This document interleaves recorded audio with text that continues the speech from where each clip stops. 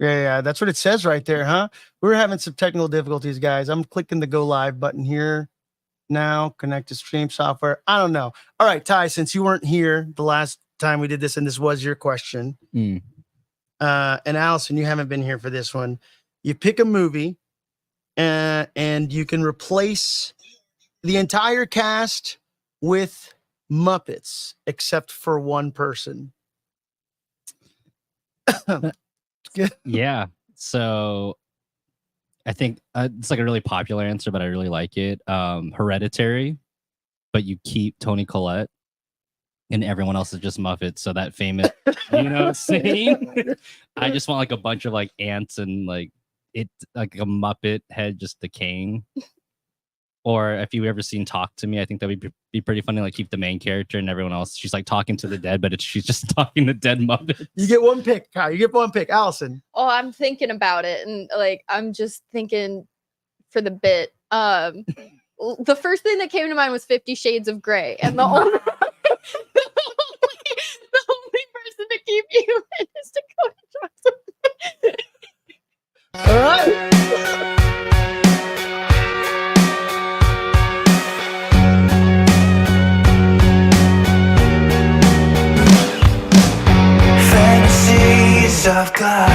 Fantasies. Welcome back, everybody, to the Deeper Issues Nerdcast. My name is Pablo. It is a new comic book day. Once more, we are back here on the show where we talk comics and podcast about it until we all die. If this is your first time joining us at the Deeper Issues Nerdcast, we are a comic book club where each week we bring you a new number one comic that you need no prior knowledge or insight to be able to enjoy. We prefer to feature comics outside of the two most prominent publishers, Marvel and DC, because there's so many knowledgeable creators out there that can help you with that. That's not our expertise. We'd much rather introduce you to what we call a creator-owned comic book outside of the superhero genre. We are the Anti-Comic Book Gatekeeper podcast, where everyone is welcome to join the discussion and nerd out with us. Per usual, welcome back. Actually, have you been gone for... No, I'm sorry, Ty. Oh, me. Yeah, well, you're right. No, let's introduce Allison first. Joining us again, once more, Miss Allison Teague's here. Model, artist, D&D nerd. Apparently does an amazing Jennifer Coolidge impression. Can you just give us a quick... Salmon from Norwegia. Oh my God. The right hand here at the Deeper Issues Nerdcast, Mr. Ty died, Mr. Ty Photography. Ty was not wearing black and felt uncomfortable so much so that he had to take off his shirt and he had to switch into the black. Yeah. You were actually very normal in a normal sweater, and then it turned into this one-eyed goat. Is it a three-eyed goat? Three-eyed goat. Yeah. Ty with the three-eyed goat. Behind the scenes here are two producers, David and Joy Choi, and of course Tommy Jeff. As you guys can see, there's some Power Rangers the movie, and I think Robin Hood Men in Tights. Oh yeah. For all you VHS nerds out there, we watch movies on VHS around here. This week we are discussing the new Vault. I feel like there's a lot of new number ones this week, actually. Oh yeah. We're going to talk about most of them. But we've been giving a lot of it's usually always Image, Distillery. We've had a lot of Distillery, actually. A lot of Distillery. Boom. A lot of Dark Horse. A lot of Image. Yeah, a lot of Image. So cool that we're actually because of that, we're now going with this book from Vault Comics. Don't judge this book by its cover. I know it may look like a Zenoscope book. No, we're not reviewing a Zenoscope book off the bat. This is actually Lilith by Corin Howell. And I think she was just an Instagram digital artist who drew this character pretty regularly. And then it was so good. Her art was so good that they're like, hey, I have a whole story behind this. Really cool. A lot to talk about with this book. But before we do that, because, we are like the supermarket, we keep all our milk and eggs in the back. We keep the good stuff in the back. That's going to be our main event of the evening of what we're talking about. Before we get to that, Ty, Allison, how was y'all's week? Mine was pretty chill. Can you do it in the Jennifer? First of all, I went to the gym.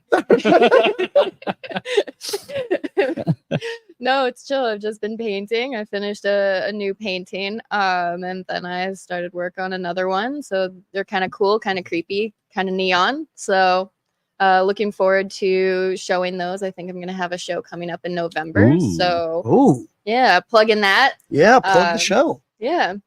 You guys can find Allison at A Teagues Art. Teagues is T-I-E or T-I eggs, right? With one G. I can spell it. All right. Tiegs. Yeah. So ATIEGSART on Instagram and TikTok. There you Follow go. me for all my art things. Allison's got some hilarious content and pretty damn good artist. Thank you. Ty, Yo, what's up, dude? what's up, man? How are you? Yeah, I'm doing good. Thanks for asking. Good. I have been doing a lot of cleaning, a lot of self-care. There it is. Yeah. There it is. There it is. Working on my first like edited reel. Oh, nice. For fear picks. Shout out them. I know I'll probably ask Pablo for help later. Yeah, just self-care, hanging out. How are you? Good, man. I'm just realizing, by the way, that people are joining via Instagram. Apparently, we have not been doing that great of a job live streaming on Instagram as of lately. So if you are joining us on Instagram, Yo. I want to give you guys a heads up. There's a possibility that Johnny California in the chat, that we may not be able to see your comments. Apparently, comments through the app that we're streaming through, you may not be able to see it.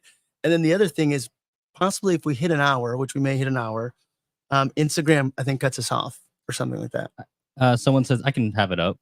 Oh, I can. oh, see, look, Problem solving on the spot. or Tommy Jeff. Tommy Jeff is there too. He's like, He doesn't have social media. you don't have Yeah. social media, I Tommy don't Jeff? have Instagram, so I Better am than us on all. the It's It's Instagram better than us page. all. I thought you Can't did say have any of it. Instagram. No, Tommy Jeff, you could only see he's a Deeper Issues Nerd Class exclusive. This is the The one only and time only. you'll see him. Can't be found anywhere else. You want to find Tommy Jeff, you have to tune in here into the Deeper Issues Nerdcast. That's the only place where you will find Oh, said Mr. yo, Mr. Tommy Jeff. Will's here. Will Will hello. Chan. Okay, so yeah, so Ty's trying to keep an eye on this. This is crazy. Look at us live Look on at us. Instagram. Normally we post this the next day on Instagram, but now you guys are just we're live. Yeah. Cool. Well, I'm glad we're live because we get to talk to everybody. This is one of our favorite segments here. Before once more we start talking about this comic. This is Easy Stuff.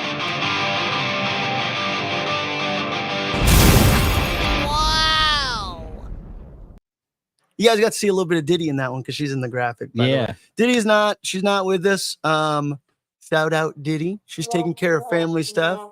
We love you. We miss you. And hopefully she will be back in the ranks soon enough. For those that are new joining, you should probably explain who R. Diddy is. Oh yeah. Yep. Oh Let- yeah. Still Maybe took me should- out. We're not supporting. Come on. No, that Diddy is not on this podcast. No. My cousin We do not condone. Olivia King. You can Yeah, we find don't her. associate. We're not associated with that Diddy. Liv.Julian on all social media. I know wherever Diddy is, which is Olivia, not Sean Combs. She's definitely working too hard and she's not getting paid enough for it. So that's what's happening with Diddy, our Diddy, not that Diddy that is in the zeitgeist right now. By the way, I'll tell you guys, I watched Get Him to the Greek. And the Jeffrey. Did not age well. His performance in that film, he's basically just playing his real life version of himself. And I remember when that came out, everybody was like, this is hilarious. This guy Diddy deserves his own movie as this character. Was- And as it turns out, He's getting That's his own the documentary. yes. yeah. He's getting his own documentary. So yes. Oh, okay. I can see some Instagram here. Alex, talk about the Ivan News happening in the background. Oh, yeah. That is Ivan News. That's right. Power Rangers movie. It's great. All right, Ty, you kick us off with some news and stuff. What's popping in the nerd world? What's popping? Well, David kind of brought up, so I'm not going to take credit for this one. I have a list, but we'll go really quick. David brought up, yes, Thunderbolts did drop The trailer. Everyone's stoked about the Century. Bob, Spoilers. it's in the trailer. I know. I just for those of you who haven't seen the trailer, it was like all over the internet like Yeah. 5 seconds later. Yeah. Yeah, I'm stoked. It's funny because Steven Yeun was slated to play the Century. Oh, really? Which they were gonna do like a whole character change, and I was like, I'm here for it. I think because Robert Kirkman, I think during a live kind of spoiled it. He goes, yeah, it's crazy that Steven Yeun's gonna play another superhero wearing yellow and blue, and it's like, yeah, you just kind of told everyone who he's going to. That's who's playing Sentry? No, it's not. It's what's his name? Someone else is playing him. Steven Yeun pulled out because according Tommy Jeff? Who's playing Sentry? the Century in Thunderbolts. I'll tell you, I didn't make my way through the entire trailer. I like watched in the trailer and I'm like, yeah, I'm in. Okay, I'm done. Well, you know what's I so didn't watch fun? the whole thing. Well, you know what's so funny? I remember growing up and going to comic book stores that those comics were always in like the $1 or 50-cent bins.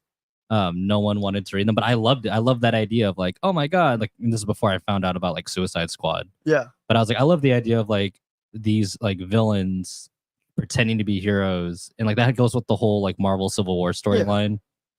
But because like Penance is like one of my favorite characters. But yeah, I was like stoked to see Thunderbolts come back. In the comics, though, who else was in it? It was like Punisher and So there's different variations of Thunderbolts. no Red Hulk.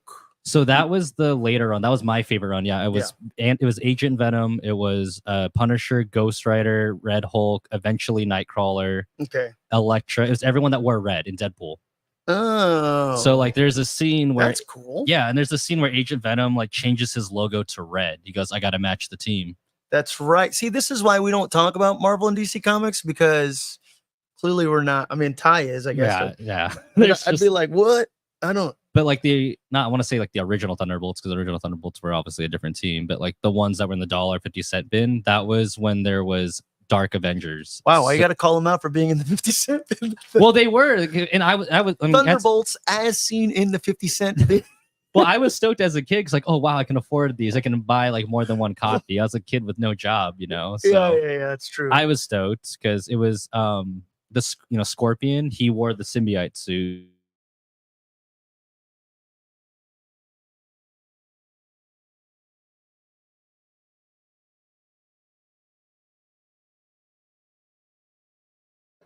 Now we're gonna fall down this Lewis Pullman rabbit hole. And then Great. we just talked about why we don't do Marvel comics. Yeah, Marvel news, but here we are. this is why we don't do Marvel. No, well, I mean, this is still, wow. Awesome. Did you see the trailer? I did. Lessons in Chemistry. The Apple TV Plus series.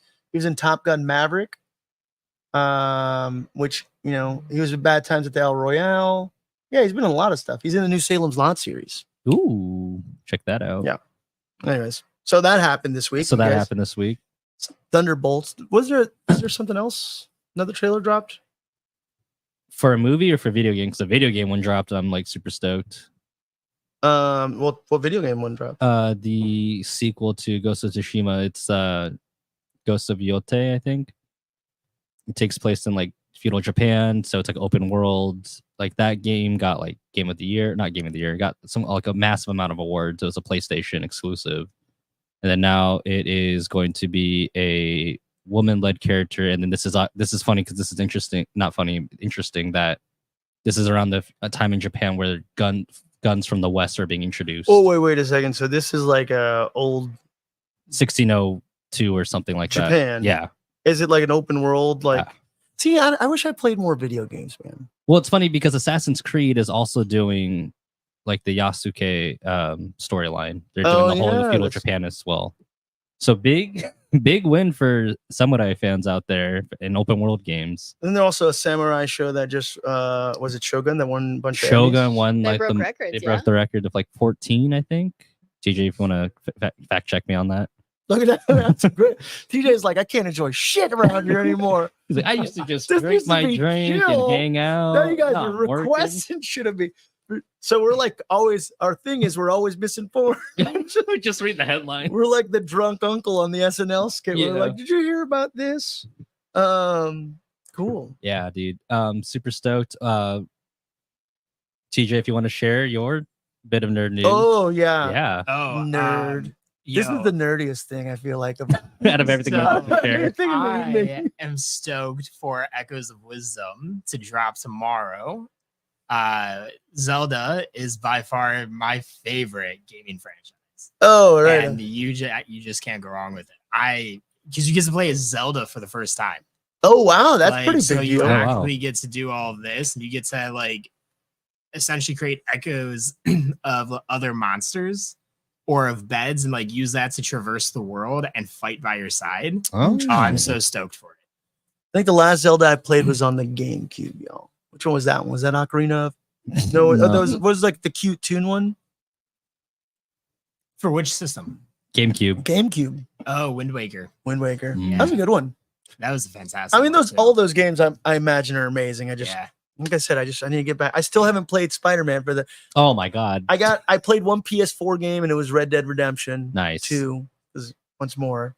I'm just obsessed with those games. I just want to go back. I want to be a cowboy. That was when America was truly free. We really want to make America great again. Sorry. Go back to life expectancies of 40. That's Yeah. right. Go back to those of dying of dysentery. Mhm. Let's head The on back Oregon to the Trail. Oregon Trail, everyone. Anything nerdy in your world, Allison, Yeah, that's what's going popping up on? that we need to know about? Oh God, I don't even know. Johnny, I don't know if anything new. I've just been binging a lot of RuPaul's Drag Race. They had Global All Stars lately. Nice. That's streaming now on Paramount Plus. Mm. And that's consuming my life right now. is you a lot have a of Drag Paramount. Race. You're probably like, we have a Paramount Plus account. You do. I got one this week because Drag Race kind of has overtaken my life for the past year and a half, and it's all I consume. And there's also a streaming platform called Wow Presents Plus that has all the international shows, and I've gone in order of languages that I somewhat know. So all the English speaking ones, then French, and then that's it. You just reminded me actually, because me and David were in the car when I saw this, and if I was professional, I'd have this graphic pulled up. There we go. This is just one of those things where we just read the Shaking his head. headlines. Disney Plus launches new policy to crack down on password sharing. All right, so everyone's gonna go back to cable. Yeah, back to We're gonna pay cable. the same amount, Netflix did this no shit with shared me. accounts, I no. don't know if I should be saying this right now on YouTube, or whatever, but I was sharing passwords with my in-laws and like my sisters and me, and we'll be like, hey, you guys get the Netflix, I'll have the HBO Max, you have the Yep. Disney Plus. Yeah, that's what was cool about streaming. Now companies have fucked this up for all of us. They want that shmoney. That Cash it grab. literally, Capitalism. David, what did you say in the car? That What did I say in the car? you said at this point it's just cheaper to pay for cable. Yes, I told you. Let's just all go back to cable. You don't have There's- to share passwords. There's so many posts I see where they're doing all the bundles and everything, and it's like, okay, we're just circling back. It's just, and the crazy thing too is Disney is also going to launch. They're like, for people who have like fatigue of going through our entire library, we're going to have a consistent playing stream to where you can just tune in and watch whatever's playing. I'm like, So that's live TV. yeah, That's like, that's what TV was. And then we're gonna add ads as commercial. yeah, breaks. there it is. There's gonna be ads That's in my l- streaming. Literally all it was. That's what TV was a consistent stream. We have reinvented the cable package. And yeah, it's a kind of a power move because I feel like Disney Plus is now being like, we have enough people. Because Netflix did it and they were worried about like, hey, people are gonna stop watching that much Netflix because they can't share passwords. But then they did it and they're like, oh, actually everything's still cool. I don't know. How do you guys feel about this? Am I overreacting here? It's bullshit, right? Yeah.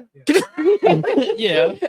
Is this or is this not bullshit? On a scale from 1 to 10, what level of bullshit would you say this is?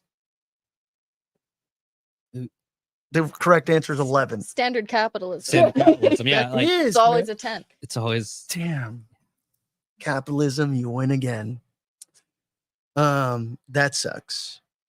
Johnny California said the Venom 3 trailer. Did you guys watch the Venom 3 trailer at all? oh yeah, yeah. yes, Norman Reedus as Null. How y'all feel about that? Did you hear about the other thing that's going on with that? Allegedly one of the Spider-Man? No, like this comic related, like Donny Oh. Cates and Ryan Stegman, who created Null, who created King in Black. Okay. They had no idea that Null was going to be in this movie, and they are. And what pissed me off, sorry, this, you know what really grinds my No, gears? this is More a than genuine capitalism. Over thing. capitalism, This is where we think deep thoughts about. This isn't really a shallow thing. This is actually a real thing in the Right. entertainment industry that should be and, brought up. and this should be a thing because this is like supporting artists. Like they had no idea like their actual creation was in this new movie. Yeah. And what pissed me off was that I'm sorry, like I like reading their little snippets and headlines, but IGN posted something about like the creators of Null are like greedily asking for compensation. Greedily? Or something my weird like God. that. Again, I should probably read the actual headline, but they said it in a way, and like everyone in the comments were like, "What do you mean? They should be compensated." Like everyone was on the artist's side, Yeah. and I don't know if they took it down. I'm gonna look it up, but IGN, not cool. Not fucking cool. Ed Brubaker had talked about this on the podcast not too long ago about how Bucky the Winter Soldier, because that was his creation, right? Mhm.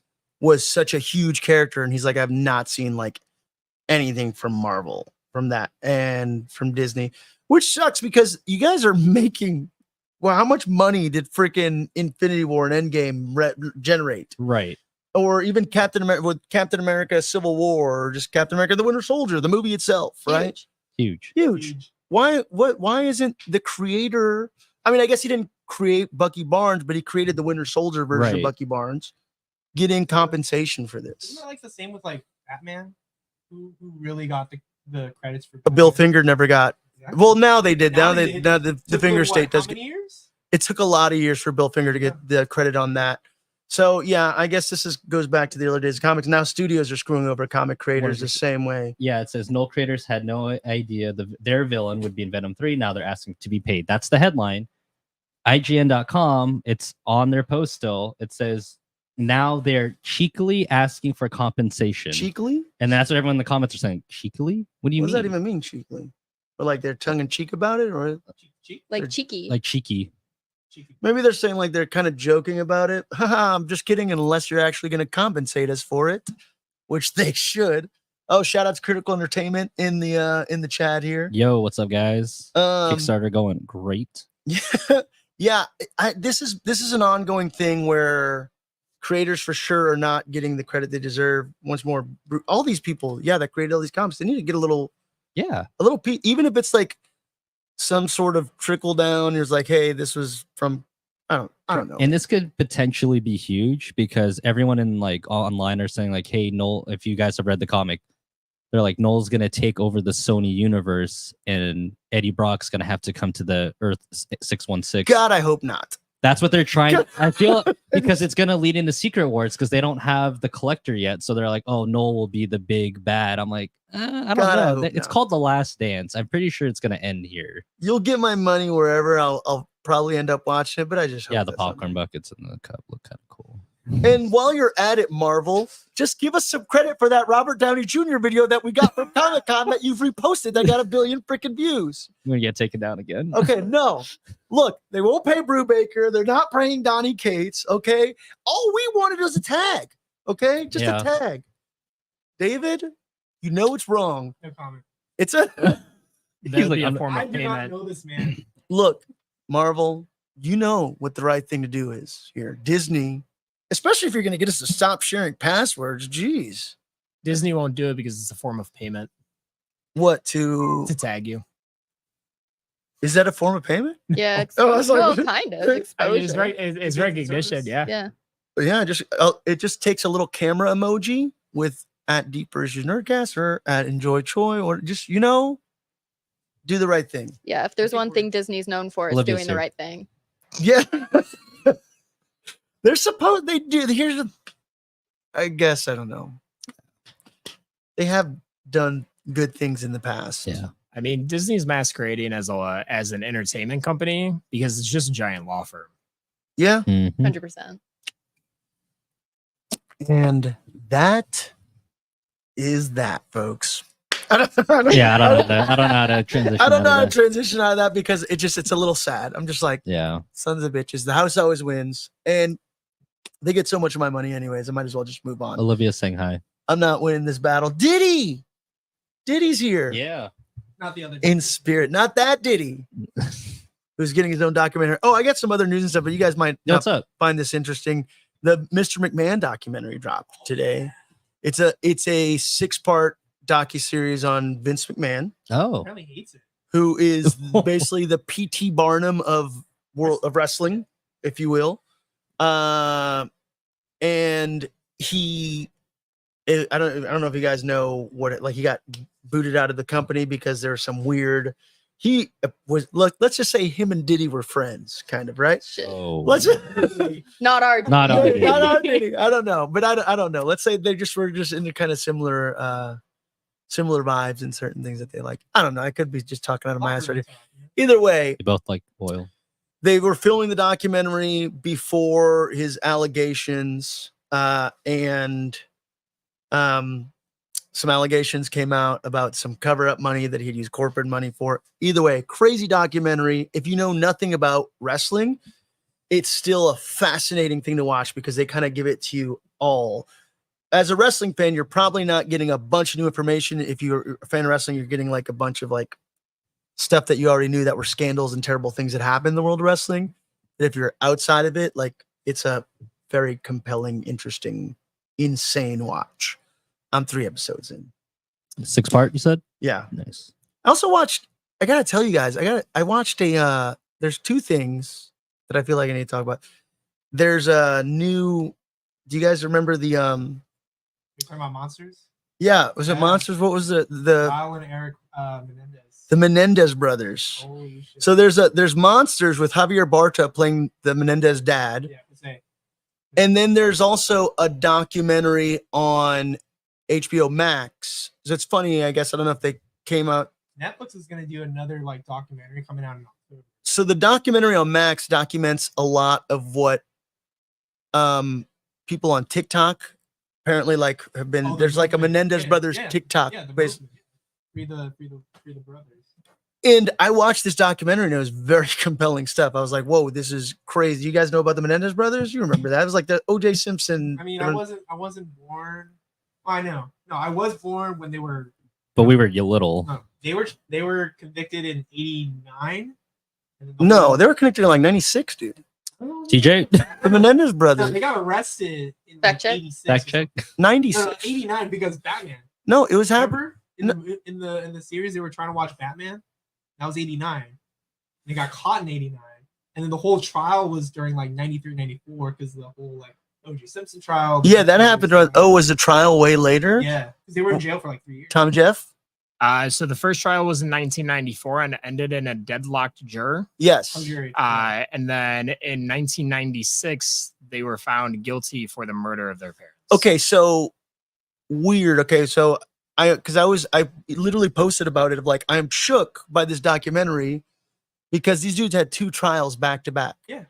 The first one, yeah, ended in a hung jury, and then the O.J. Simpson trial happened, and people were like, the L.A. County like DA's department is They soft, changed- and they're like, okay, we're gonna retrial these guys back to back, and then they retrialed them again, omitted testimonies from the first one that got the hung jury, Wow.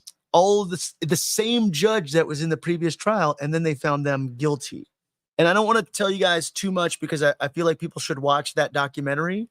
It's like Monsters or Menendez Brothers Monsters Yeah. or That's the monsters anthology because no, the but first one was Jeffrey Dahmer. no, well, so then there's 2. Once more, you're talking about the Netflix one. The Netflix one is a series, Yeah. but it feels like the Netflix one is not. Well, the brothers hate the Netflix one because they feel like they didn't portray Yeah. the characters strong enough. So on HBO Max, there's Menendez Monsters or Misjudged ? And then Netflix has Monster or something like that. The Menendez Brothers Monsters. And Did you finish both? I didn't watch Monsters yet, but I feel like Monsters are misjudged. Those two did not get a great trial. And then it just, I feel like, yeah, I don't know. I'd say watch it. Some of the, after watching some of the court trials and some of the analytics, because they were extremely, I mean, I don't know how much I can say without getting booted off of social media platform. They were SA'd, right? Yeah. By their father, apparently, for their entire lives in the worst possible way, which brings me to like, 90s media was super messed up, dude. Because the way that these dudes were portrayed, and it was probably one of the most ridiculed court cases ever, along with like Lorena Bobbitt, who apparently also got a bum rap. There's an Amazon documentary about that. But yeah, they were, and then literally in the first court trial, when this dude is like sobbing, explaining his experience, the prosecutor was like, because he was saying, hey, I got R word, right? And the prosecutor, which was a female prosecutor at the time, said, oh, men cannot get R word. and I'm like, somebody said this in a court trial in the 90s. So, and then like seeing their actual testimony, if you go back and watch their testimony on the stand, and then seeing how the media just made fun of these dudes, rode them through the ringer, especially their testimony was just like serious trigger warning on some of the things that he talks about, because holy smokes. Now the one on HBO, is that like a 4-part? It's just a one Oh. documentary, and it's with experts like therapists, forensic like psychologists who like kind of go back and look at court trials, some people who were actually prosecutors, some people that were roaming the media at the time. So two crazy things if you're into true crime. But I don't feel like, I mean, obviously the dude did it. I mean, they did it. Spoiler, the trial wasn't about if they killed their parents or not. The trial was this a justified like self-defense act? Yeah. And How old were you when that trial started? I was old, David. I was like, well, it was 94. I was like 9.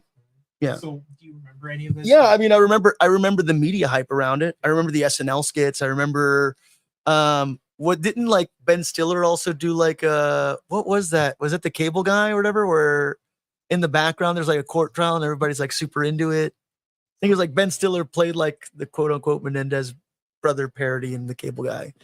I remember it was like very talked about. Sorry. Let me get off it. It's terrible, but also watch it. I don't know. It's awful. Watch this shit. It's crazy. But then Jeff, did you watch it? did you? Anybody? Not. No Menendez brothers. Anybody Menendez brothers in the chat? Monsters are misjudged. We just got to know. Anyways, that's news and stuff. Well, oh, you got something else? no, I was just gonna say, Critical Entertainment wrote, kind of going back to what we were talking about. They wrote, that is why doing indie books is so much more attractive. You have the rights to your characters you create, and Something Killing Children coming to Netflix. Look at Ty running us in. He's like, hey, we're here to talk about comic books, Reel not about back, reel true back. crime. Reel back, Roll dude. back. I don't know, dude. This was just crazy. It blew my mind. This was part of Ben's stuff, Yeah. There we go. News and stuff, everybody. Cool. So me and David, this is once more. We don't have a little. Can we get a little like twinkly or something like that? This is today's haul. Nice. That timing. David went with me this morning, I did. which was crazy. I was like, David, let's hit up the. I was up We hit I up was ready to 3 go. comic shops today. At 3 different price points. At 3 shops. Big week in the world of comics now that we're coming back to talking about books, comic books. Look at this. Look at this stack, guys. Something from each comic shop, by the way, too. So it's cool. Supported 3 small businesses today. Feel kind of good about that. I just want the chat to know that there was a very aggressive stare. As like David and I went comic book shopping. What? I didn't go. I'm sorry. I was taking care of my I just niece and didn't know. I didn't know if I you could like say. entered and looked at me, An accusatory glance. and I was like, "Oh damn, I'm getting attacked right now." I wasn't attacking you. I just didn't want. I was like, do I tell people that why Ty didn't come with us, or I don't know. I was just. I was spending The some whole car ride, family. He's like, how come Ty wasn't here? I know. Look, I'm sorry. I had to spend time with my family. No, great, Ty. I'm not. I'll come next week. I'm not here. I'm not. David better be there too. Yeah, we can. I mean, look, Allison, if you're afraid, you want to drive all the way back down here. we hit 3 My comic favorite. shops. Comic Tunes and Toys. I'm gonna shut them all out. Comic Tunes and Toys. In is that Tustin or St. Anna? Tustin. Comic Book Hideout in Fullerton, and Comic Hero University also in Fullerton. So we did our little round of shops today. And these are all the cool things that came out. Look at this. First, let's talk about if you guys have not seen any of our other episodes, we do talk about, this was one of my favorite books actually that we've done, was Standstill. Number 2 came out. Standstill number 1 was awesome. Time travel Cape Theory kind of story. And I'm very excited to kind of see where this goes. Lee Lowridge, writer and colorist, famously a colorist, has been in the comic book industry for a long, long time. As a colorist, this is his writing debut. Art by Andrew Robinson. Beautiful book. Very interesting. Go back and watch our Standstill episode if you kind of want to get a little insight into that. I'm hoping they'll go into a second print. Let's see what else we kind of... There's another number 2 in here. Oh, you know what? Saga number 69 came out. I know we did do a Saga episode, but look at this cover. Just come on. Number 69 gets the best cover right here. And this makes sense. You see what they did there? You see what they did there? Yep. Huge Detective number 2 out. I think I'm going to have an opportunity, hopefully here in the near future, to sit down with the writer of Huge Detective, one Mr. Adam Rose. Art by Magenta King. Really cool looking book. We definitely kind of talked about how crazy it looked. We didn't have a chance to do a deep dive into it, but definitely check out Huge Detective. I want to say you may be able to find some issue 1 floating out there. Issue 2 is out if you're somebody who wants to read it a little bit more, kind of, back to back that way. Frankenstein issue 2 came out from the Universal Monsters kind of line that Image is doing. I love this book.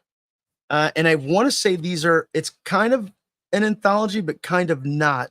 This is kind of like if Mary Shelley's story is happening in the background with Dr. Frankenstein, the Frankenstein monster, but each issue is basically about a different body part and how they came to put that body part that puts Frankenstein's monster together.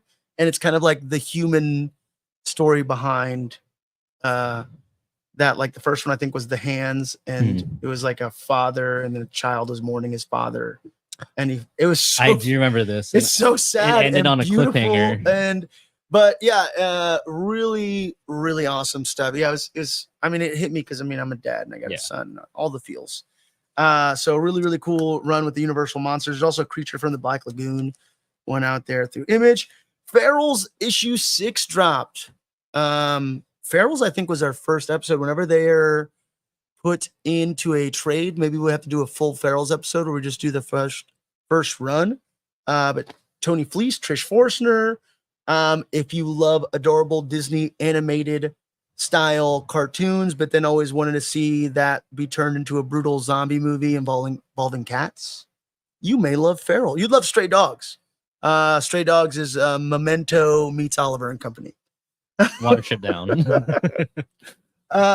That's, I think, the number 2. Oh, sorry. You know what? And one number 4. Congratulations to our winner of our first ever giveaway, by the way. Let's see. I think I have his handle here on the banner. Rain Danger 13 won the signed copy by Jerry Dugan and Gary Brown in a comic capsule, and we sent him an extra comic capsule. Thank you for playing along. We're going to do another giveaway, and we'll talk about that here. But Falling in Love on the Path to Hell. Nice. Issue 4 dropped. I love this kind of like Star Wars inspired cover here. This book is amazing. Dude, and going back to samurai. Exactly. Oh, if you want a good samurai and Western story and about just badasses in purgatory, Falling in Love on the Path to Hell may be your book. Let's see if there was any other. Oh, yep. There is a new issue of Hello Darkness, my old friend. I thought you would like this cover, Ty. I'm pretty sure this. I bet you as soon as you see this, you'll probably be like, this is such and such as variant. But Hello Darkness anthology horror comic from the fine folks over at Boom. I just look at that. Does that one have the something killing story in it? It definitely has, I think, a continuation of the the last Garth Ennis, Becky Cloonan story, The War. I think that's the only. Let me see. Oh yeah, Something's Killing the Children. A Monster Hunter Walks into a Bar Part 2 Yep. By Mr. James Tiny Onion. And then looks like main cover Paulo Rivera. Mukbang is written by Michael W. Conrad. I Can't Take You Anywhere by Robert Hack. Campgeist Campgeist by Andy Lanning. Hello Darkness from Boom Studios, their anthology horror. Once more, nothing you really need to have read any previous issues for, because it's an anthology, which is really cool. And since this is the start of spooky season, you can check out that anthology horror if you want to get, I don't know, like read under a blanket with a flashlight, I imagine. That's how I'm reading them. Under a blanket, flashlight, pitch dark, reading Hello Darkness. And those are all. Let's get to the number ones. Okay, so these are some of the number ones that we did not have a chance to pick through to read, or we won't be analyzing, but still you should know about if you want to get into some number one comics that are in your comic shop that you need no prior knowledge or insight to be able to enjoy. Goobers, once more, also from Vault. Vault released 2 number ones, which is really cool. And these were the 2 we were torn between. Lilith ended up winning. Allison picked that. So if you guys hate it, Sorry. you're not gonna hate it. It's actually it's pretty great. Oh, my cat's out. Goobers by Cody Ziegler, Ryan Lee, Curtis Michael Russell is a basically Invasion of the Body Snatchers-esque story. Really cool, crazy, kind of like sick looking art here. Hopefully get a chance to talk to Ryan Ziegler about this book down the line. That cover reminded me of like a Goosebumps Yeah, cover. it does. It gave me like Goosebumps. What was the other Scary Stories to Tell in the Dark? No, what was the James Gunn movie that was like the was it Slither? With like the little slug people that climb in here, or maybe it kind of gave me those Is that vibes. James Gunn? I think that was. I think maybe who wrote it. I could be wrong. You're like James Fact Gunn. check. I think Slither, is that what it was? It was called He was Slither. like James Gunn. I'm like Scooby Doo. Yeah, no, I don't know if he wrote it or directed it. Can you check it? What am I looking up? It's a James Gunn horror movie. Not the Superman one, but I don't know. But look, it's cool. Also, like Faculty, The Faculty. If you guys remember the movie The Faculty with Josh Hartnett, I don't know. That's what the vibes just from the cover and kind of what I read. But insane, The kind of, vibes. yeah, insane kind of looking. I got to get this off of my lap because it's just so freaking big. The Missionary. This has been getting a lot of hype. The Missionary #1 from Distillery, magazine-sized comic book here. This looks awesome. I'm not gonna lie to you guys. This was probably one of the things that we were thinking about reading, but once more, I was like, hey, there's other options this week aside from Distillery, Image, Boom. All great publishers, not saying anything bad about them. This is a Scotty Young variant. I'm looking forward to reading this a lot. Distillery's been hyping up this book for some time. It's definitely been blowing up my feed. Let me give you guys a quick synopsis here. As soon as I usually have this stuff pulled up, actually. The Missionary #1. Let's see if the Image is new 48-page series debut. Here, I'll hand this to you guys. From Distillery, writer Ryan Stegman from Venom, Superior Spider-Man, X-Men Vanish, and artist Jason Howard from Batman, Trees, Big Girls, The Astounding Wolfman team up to create The Missionary, a horror comic for the ages. Bryce Hunter is a devoted religious man whose faith is shattered when he catches his wife being intimate with an elder from his church. This harrowing event sends Bryce spiraling into the hands of a demonic entity named Uvidus. Instead of rejecting the possession, Bryce accepts Uvidus. Bryce wants to learn how to be bad, and Uvidus wants to be less than completely evil. The whole breakdown here is on Distillery's website. The art looks beautiful in it.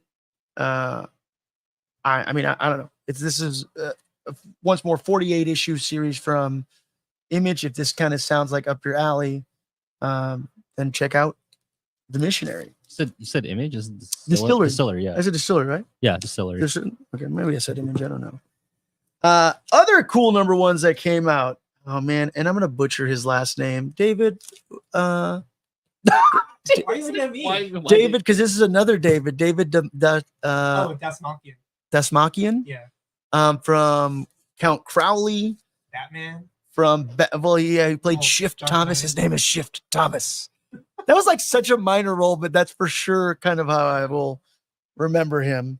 He was an Ant-Man. Oh, He that's was Polka right. Dot Man. Yeah. That's right. Polka Dot Man. And he was also in, dang it, I didn't even pull it out. He's also in Late Night with the Devil, Hell yeah. which I have on VHS. Fantastic film. He's also going to be at Golden Apple. He will be at Golden Apple. Golden Apple's month of October is freaking stacked. So I hope to see you guys there because I will try to make as many of those events as possible. Definitely go to Golden Apple's website. Is this? Oh, thank you, John. Definitely go to Golden Apple's website or just check out Golden Apple on Instagram and you can get a breakdown of all of their super awesome events that they have going on in the month of October. But yeah, David. That's Malkin. This what? That's Malkin. Desmakian? That's Malkin. He's going to be at Golden Apple doing a signing for his new book, Knights and Samurai. I mean, I loved Count Crowley. I like Late Night with the Devil is probably my new favorite kind of exorcism movie. Hot take: The Exorcist single-handedly created and ended the genre of possession films because any other possession film has always tried to live up to that first one. And Late Night with the Devil was the first like possession film where I'm like, oh, you guys took a way different approach than everybody else has. And I loved it. So it's neck and neck with The Exorcist as the only two possession movies worth watching. This is a DC book, but I had to pick it up. Lobo Cancellation Special. I'm not going to give you guys too much about that because DC gets all the press already, but check that out. Lobo Cancellation Special. It's out there and exists. The other book that we almost talked about, another horror anthology. For those of you who are fans of the original, was it 90s kind of movie, Creepshow? Creepshow. They brought Creepshow back via Image for a cool anthology comic book. Stories by Chip Zdarsky, right? And James Stokoe. I'm sorry, I don't know how to say that. And then a bunch of other creative creeps here and here, but Creepshow, #1 out there if you want another really cool anthology, horror anthology, and you're a fan of the 90s Creepshow film, that might be the comic for you. There's a lot of #1s this week, so we got a lot to get there. I have like 40 more books right here. Jeez. Just kidding, not 40 more, but a lot more. The Manchurian is a comic as well from Image that has been getting a lot of buzz and a lot of hype. I'm just kind of throwing all these different bags and board. Everything's bagged and boarded all neatly. Clearly, we're not. I know this would stress my brother out. Yeah, like why are you guys doing that? You ever seen Rocko's Modern Life? Wash your hands, turn the page. Yeah. Wash your hands, turn the page. And then you turn the page, and then you wash your hands. Filbert. Filbert, yeah. What was he, an armadillo? Yeah. Was he an armadillo? Yeah, he had a little shell. I thought he was a turtle. No, it was an armadillo. They were Australian. No, he was a turtle because during one episode he tries to return to the Galapagos Islands. Oh. Yeah, he was called by the Galapagos Islands. He was some sort of exotic sea turtle. He's just like, what show is this? Yeah, Rocko's Modern Life. Rocko's Modern Life, Filbert was a turtle. Yeah, I remember Phil. He was also a lounge singer. Come crawl with me. Let's crawl away. He's a turtle. Filbert's a turtle. One time Pablo's right. Can you say Filbert's a turtle in the Coolidge voice? Let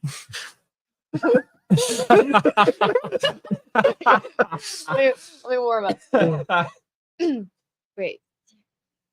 Filbert's a turtle. Yeah. Jennifer Coolidge. This is one of the greatest talents I've seen anybody ever. It's so spot on. It's so good. You give me 2 drinks and it's gonna blow your mind. Yeah, so you're just gonna Jennifer Coolidge voice the entire time. We already saw Goobers. This was something that we saw. Survival Street from Dark Horse Comics. And I like how it also says like the radical left at the bottom.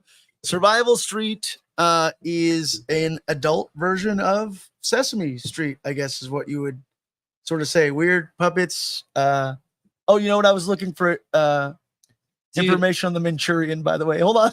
Dude, I remember this book. Do you? This was a #1 that just dropped, I think. No, there was what was the other? You've seen this. What do you mean you've seen this? No, there was another comic that was like making fun of Sesame Street or Muppets, and it was like them killing each other. It's gonna bother Oh, me. is it Happy Time Murders? That one movie with No, it's a comic. oh, it's a Comic, yeah. I wanted to like that Happy Time Murders movie with Melissa McCarthy. Yeah. I wanted to like it more. I was so confused. It had a few decent gags in it, but it was not. It was not It was like great. Avenue Q meets like what murder, right? We got police, like who done it? Yeah, yeah. I mean, I've just watched Avenue Q for all that. The political satire action adventure hit series returns after America is sold to private companies. The ABC team of ex-entertainers rescue kids from cool company towns, but Portland can't hold everyone. Okay, so apparently they live in Portland, which is what they're the radical left. And the cracks are about to break. Prepare for the radical departure in the series library journals called Blisteringly Satirical Mashup of Sesame Street and RoboCop. Holy shit, I'm just selling myself on this book right now. Give this back to me. A candy coating of pop culture madness, humor, cartoonish absurdity, hyperviolence, and just enough hope to keep holding on is 4 issues. So there, I guess there is more Survival Street. This is I was Survival gonna Street, say- the Radical Left #1. I was gonna say when I was working at the Gaslighting I know. I wasn't I was like, I sold this book at the comic book store. Oh, I believe you. You can't. I have an article to Wait, prove it's it. a reissue? 2022. Okay. Wait, is it a reissue? Wait, what's going on? So a lot of the times comics will also do like, hey, we're just gonna revamp it. Like if you look at Marvel Comics, there's a ton of like Daredevil #1s because it's like a new writer, new whole creative team. So that's what this could be, or this is just a reprint. But I remember there was I know you can't see this, but there's this was the cover I sold in like 2022 By Dark Horse. by Dark Horse. Yeah, Is it Dark Horse? yeah, it's still. Oh. No, because I remember I sold the variant covers and we had a lot of people calling in. Yeah, I For think this book. I recall something about this too. Well, look, Survival Street's back. It's back, baby. Back, baby. One more small press book. How to Steal Election Before Someone Else Does. It is an election year, folks. This is not the cover you would expect from a book titled like this.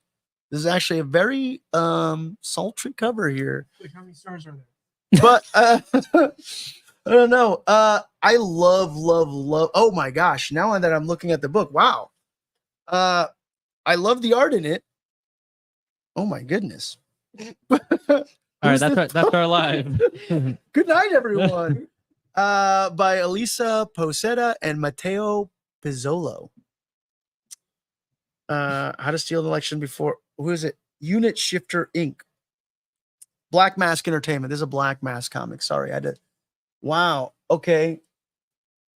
Steal an election. Quiet over there, Ty? How do you? You guys need a moment? Now I know why Pablo likes this book. I didn't say it. I didn't read it. I just saw it. I just saw it. I didn't read it. Okay, so this is from Comic Beats. All right, let's see. Comic Beats. Roxanne Bronner is a newly elected congresswoman taking a long shot swing in the presidential primary, but her campaign is derailed by a doxing of her secret past as a teenage cam girl, Fast Roxy. Abandoned by her campaign team and kicked out of the Democratic primary, Roxanne seeks the help from a chaotic anarchic. Yeah, it's like She's like an anarchist. Yeah, I've just never seen it. Clearly I don't know how to read good.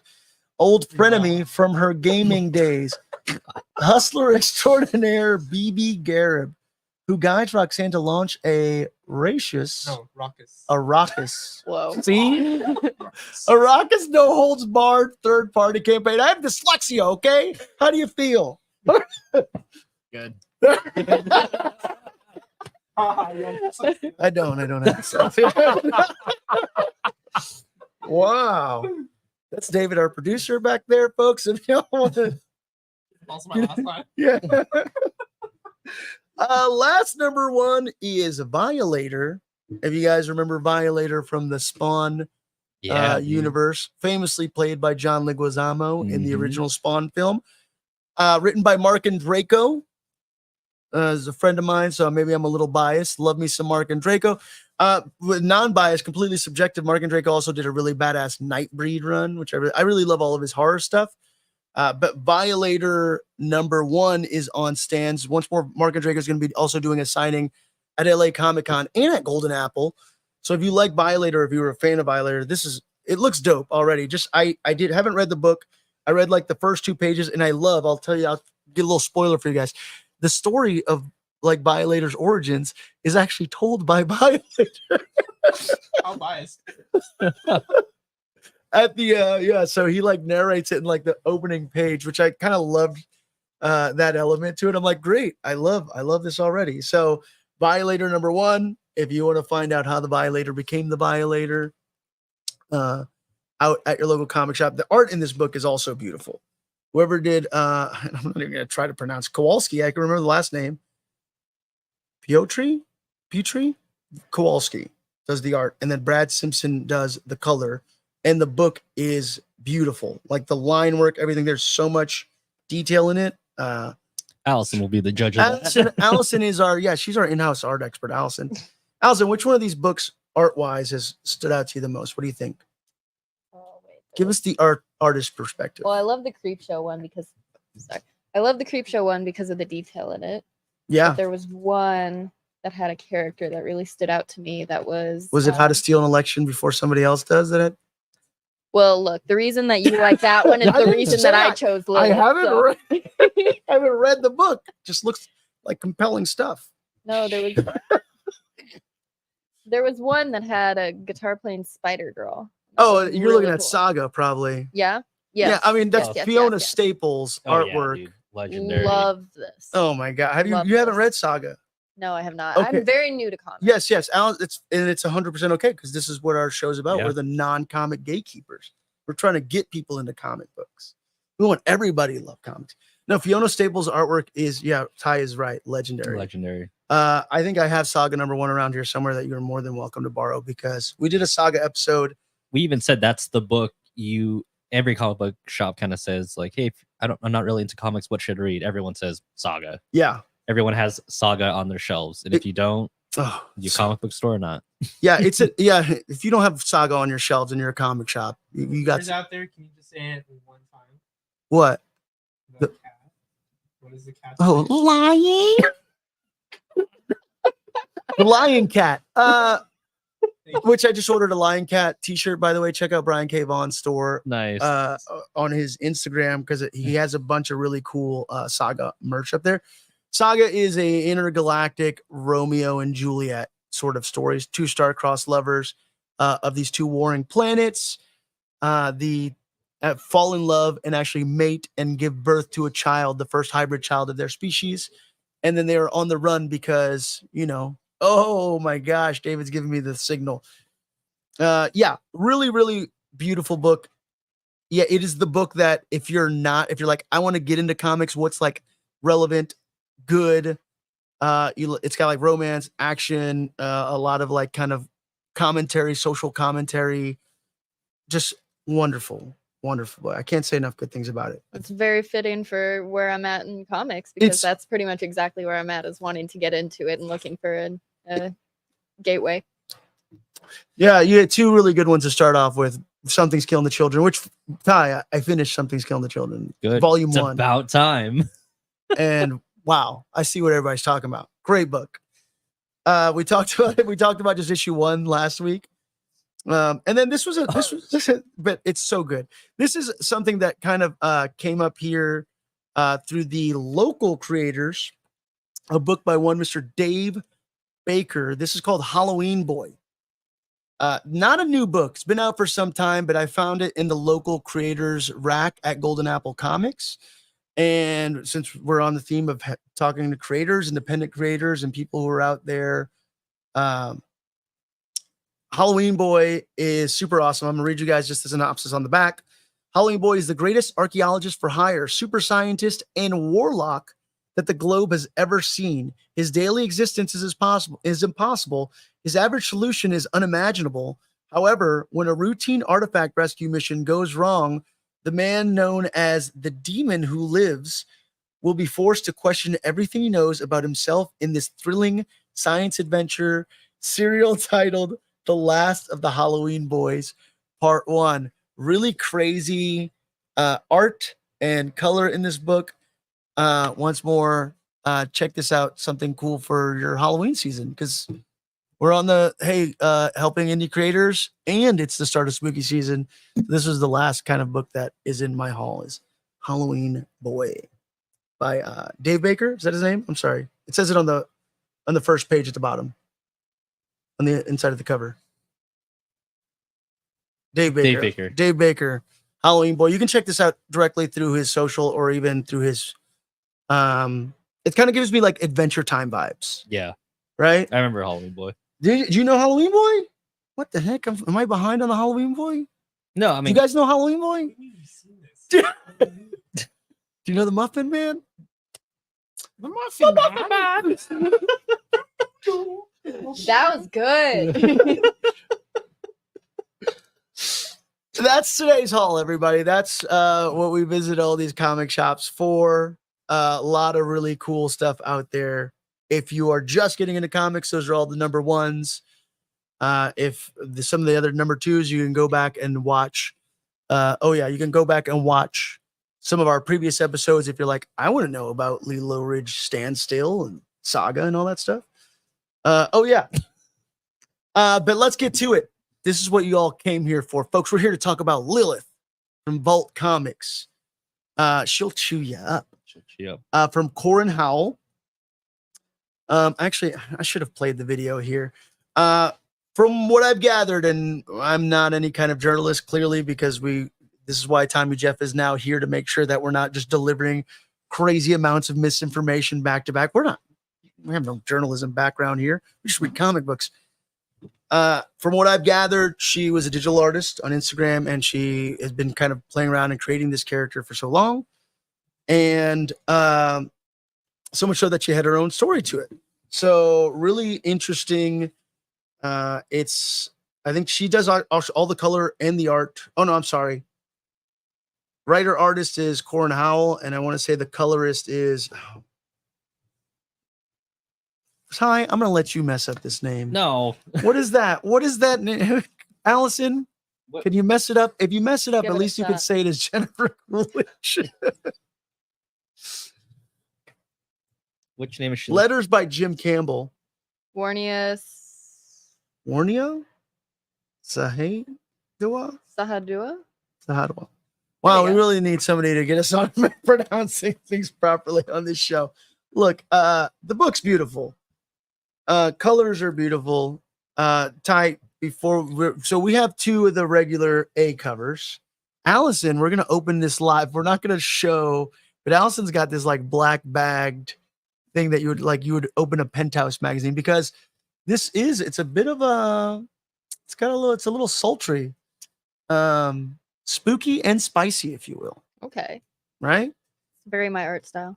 It is. I think that's It is, and this is by one of my favorite artists, Zoe Thorogood.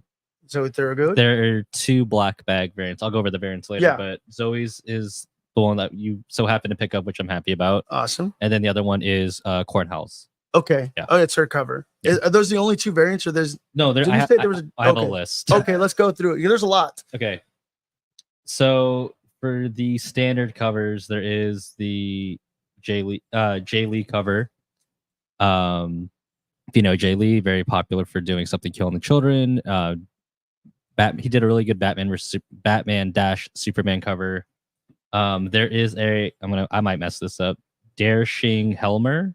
Okay. For all you anime fans out there, they did a Chainsaw Man homage variant to that Thank you, Tom character. Jeff. I don't know Chainsaw Man, but if you are a Chainsaw Man, Yeah, fan, Chainsaw Man. check it out. Now for ratio Dude variants, with kind that, of like a interesting. chainsaw for the face, right? Yeah. Yeah. Oh, there's also a standard Zoe Thorogood, not black bag variant. Okay. Tim Daniel did the 1 of 5. So for ratio variants, for those who are not familiar, those are orders for comics. So one of 5 being comic book store had to order 5 of those to get that one cover, and they're usually marked up at a slightly higher price. So Tim Daniel did the 1 of 5. Tula Lote did the 1 of 10, and they also did a 1 of 15. Oh wow. So Volt and a lot of other smaller press companies are sorry, I'm messing with the cameras. Yeah. Do a lot of like different ratio variants. Yeah. I know McFarlane likes doing the 1 of 5, the 1 of 7, the 1 of 10s, the Yeah. 1 of 11s, like stuff like that. So 1 of 15, it's a virgin variant, so meaning there's no text, it's just the image. Jay Lee, it's kind of interesting, did a virgin black and white edition of his cover. Nice. And then they also gave Jay Lee the 1 of 50, and this is how it's written, the deluxe virgin red foil edition. Oh, So it's his cover, but it's a red foil. crap. Do I need that? I don't know. I think you do. It's pretty badass. I did see it. Oh, right on. And yeah, those are all the variants. And that's not including retailer variants. I don't usually go over those. I don't know if there are any, but that means the artist or the writer has partnered with specific comic book stores to do an exclusive. So they'll have like 500 copies of this special variant. I want to say there is, and if you There go is. to Corin Howell's Instagram, Ooh, they have their own. I'm not I'm not a journalist, but just check out Corin Howell. You can Yeah. find her. You can find her on social. A really talented artist, and you can go see all of the drawings that she has of Lilith. And I think it's really cool that she is like an artist. I mean, like a digital artist, just like that's Yeah. like, hey, I'm creating here on social media. I had this character that I kind of designed and have an idea and fleshed out, and now exists within a comic. Hell yeah. So yeah, that's like kind of the dream, right? Right. Totally. No, it's really cool to see that kind of cycle happen. You know, just have an OC or an original character that you kind of brought to life to actually like see it in book form must be like, I imagine, really validating, really Yeah. special. It just goes to show you, go out there and create, put your stuff out there.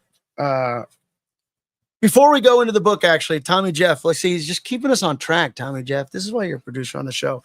Reminded me that we need to thank our sponsor. And we will be doing another giveaway here with Comic Capsule. Comic Capsule sent us some really dope comic capsules here. It's an easy to snap cover to keep your comic book intact and accessible. Made with an anti-UV resin. With a label area for better organization, back hanger for wall mounting, and these are stackable. Oh yeah. It feels like a slab, like a CGC graded book. If you want to protect your comics, if you want to display your comics, if you want to stack your comics and make sure that you're not creasing any edges, and clearly we don't do that sort of thing here in the show because we're just tossing things around. I do but- it at home. Comic Capsule, I want to say that if you use the code Deeper Issues, you can get $5 off when you order 5 comic capsules. So, a little something there for you guys. But I definitely worth doing it. And we're going to be using, we have something on display here. The next thing that we will be giving away. We'll tell you how to win this Beneath the Trees Where Nobody Sees, signed by Patrick Horvath and Tony Fleece at the end of the show once more. And we're going to create that into a reel. So we do have that Beneath the Trees Where Nobody Sees that is in a comic capsule that we'll be giving away. And then, can I add Yeah. another beauty of the comic capsule? You can see the back. Yeah. And this one, there's 2. So This there's a one. black one, but yes, you get the black or the clear ones. Pablo has the certificate of authenticity. So if you ever want to have that validated, boom. Yeah. There it is. Right there. Certificate of authenticity from Final Order Comics. This was given to us at a really great deal by the fine folks over at Comic Book Hideout in Fullerton. And we'll tell you how to win that at the end of the episode. So let's get into it. So normally we do have the the like art of the book, but for some reasons that we're not gonna, what you can imagine, we're not gonna. You have Google. Yeah, Google. No, not Google. Go into the comic shop. Use your imagination. Yeah. Go to the comic shop and find Lilith by Corin Howell. That's right. I'll be honest with you guys. Well, actually, let me give you a synopsis really quick first. Once more, Lilith by Corin Howell with colors by Warnia Sahadewa, letters by Jim Campbell. The series spins off of Howell's powerful illustrations of Lilith, a sexy vampire who collects millions of likes on social media. Lilith is an immortal who has been banished from her home, a dimensional plane suspiciously similar to mankind's idea of hell. She's been posing as a model on Earth while secretly preying on humans. That is until she runs into Penelope, a sweet bookstore owner with a tome that might hold a tome, okay, like a tome book. All right. With a tome that might hold the secret to returning Lilith to her home dimension if the mismatched pair doesn't end up falling in love first. I was saying like ma, but I mean the air horn I guess also works in that sense as well. I'll be honest. I saw the book and I was like, man, is this going to be like Zenoscope? And it's very easy for you to look at this cover and think that. Is this going to be like a Zenoscope, just overly exploitive, sort of, super sexual comic? But it does seem to have a little bit of heart to it, which I really appreciate. I mean, if we don't know who Lilith is, there's a bunch of different iterations of Lilith, right? Some would say she's the first vampire, the first succubus. Some would say she was Adam's first wife before Eve, who was not obedient and then was banished from the Garden of Eden and turned. This is the lore of Lilith. Some of it's Yiddish folk. Are you? No, I'm listening. I'm not. I'm listening intently. So and then like a lot of people refer to her as a vampire. Some will refer to her as a succubus. Some will refer to her as a demon. Like I said, I think a lot of the origins come from her being Adam's first wife, the disobedient Lilith, if you will. Then the more obedient Eve came around. Yeah, you see that iteration in Lucifer, yeah? Do you? I believe so. The show, or the comic, right? That Garth in it? Definitely the show. Yeah, that's cool. Allison once more has the black bag version. Actually, Allison, all right. Are we ready? Yeah, let's open let's that do it. up. Before you cut to Allison, just open it up and let's see the cover first. Am I opening it to you guys? Yeah, just show it to. Well, not on camera, right? No, not on camera. So just cut to me and Pablo. Yeah, let's just give a reaction shot, if you will, because it's there's a reason I want to say. Well, maybe cut to Pablo because I know what it is. Oh, you already. Yeah, that's Because I follow Zoe. Rip that shit open. Trying to be jumpy. Put some teeth into it. Oh, my knife. Oh, Ty! Whoa, What? Ty's got a knife. Knife in the What are you studio. holding? A knife. No. Okay, yeah, get in there. Look at Ty having the utilities that we need. The Jeez. tools of the trade. Whoa! Don't stab anybody with it. All right? Okay. Take, It's like a little multi. take it easy, Crocodile Dundee. Multi-tool, but it's just a knife. It's just a little knife. Oh gosh! Please don't cut yourself live on the air. I know. Have a whole lawsuit. All right. I'll let you. Workers' comp. Workman's comp. We don't have workers' comp here. This is not what this show has. You guys are getting paid? Where You guys are getting paid. where are you at? Where the workers' comp's happening at? All right, Pablo. right, Cut to Pablo. All right. I'm all eyes. Oh wow! What's the other backing? All It's right. just like yeah. Okay, just a backing. The reveal. Actually, I haven't seen it in color. Oh my! Oh. Wow! Oh. That's reaction to. Wow. Oh, that's Zoe Thurgood. Zoe? Wow. So Oh my god. yeah, I don't want to spoil it, but yeah, check out. Go support Zoe. Go support Oh. Corin. Allison's reaction. Oh well, You now can I'm cut getting to it. Allison I'm looking now at. that- I'm looking at the Just detail. don't point that at the camera, but yeah, that's That's yeah. It's worth it. That.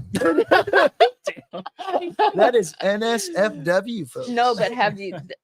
So Can you see the detail that's going on here? let me Okay, Yeah, get in there. are you posting this on a story or something? No, I'm trying to show you like what she posted. Like- So it's very different.